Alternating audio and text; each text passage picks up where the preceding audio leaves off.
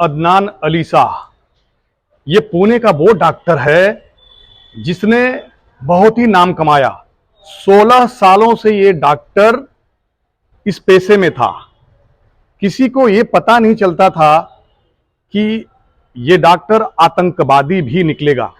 जरा सोचिए, लोगों का दर्द कम करने के लिए एनेस्थीसिया का इंजेक्शन देता था जो ऑपरेशन से पहले दिया जाता था, जिससे लोगों को दर्द ना हो। लेकिन ये डॉक्टर देश को दर्द और देश को दंश देने का जो काम करने की तैयारी कर रहा था, ये आईएस का वो मॉड्यूल था जो युवाओं को भर्ती कर रहा था देश को अस्थिर बनाने के लिए, देश में अशांति फैलाने के लिए ये काम करने की तैयारी में था। एनआईए ने इसको धर दबोचा है और इसको कोर्ट में पेशी की जा रही है। इसको कोर्ट में पेश किया गया है।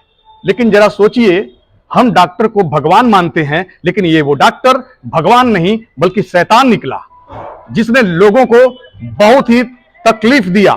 लोगों को डॉक्टरी के नाम पर किस प्रकार से अपने एक चेहरे को छुपा के रखा, अपने चेहरे को बेनकाब होने से बचाया और आईएस के गतिविधियों में संलिप्त हो गया और आईएस के लिए स्लीपर सेल के माध्यम से युवाओं को जोड़ने का काम करता था।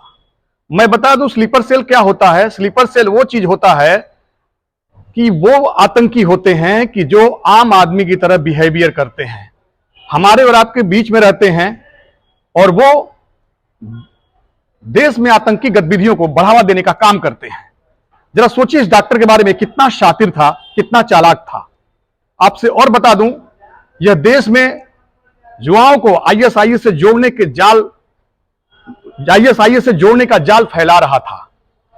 इसमें उन युवाओं को टारगेट करता था जो युवा आर्थिक रूप से कमजोर होते थे, जो युवा कम पढ़े लिखे होते थे और जो युवा पैसे के लिए भागदौड़ करते थे।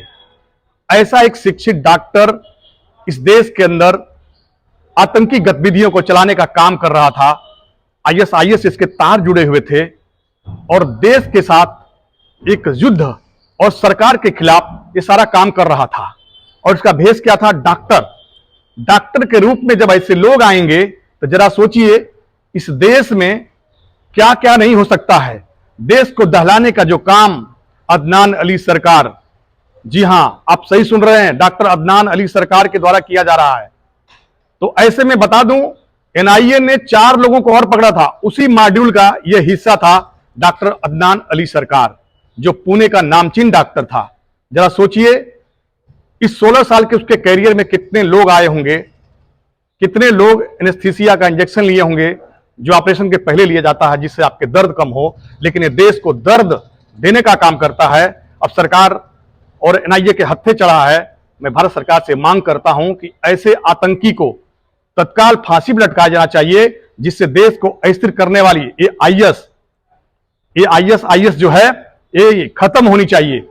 और सिस्टम में अगर ऐसे लोग आएंगे, सिस्टम में ऐसे लोग आएंगे किसी ना किसी पोस्ट पे, तो इसकी भी एनआईए को, सीआईडी को जांच करनी होगी और जांच को आगे बढ़ानी होगी, ताकि देश में आतंकी गतिविधियां आगे न बढ़ें और ऐसे लोगों का फन कुचलना होगा। यह देश आईएस से नहीं बल्कि देश संविधान से चलेगा। जय हिंद।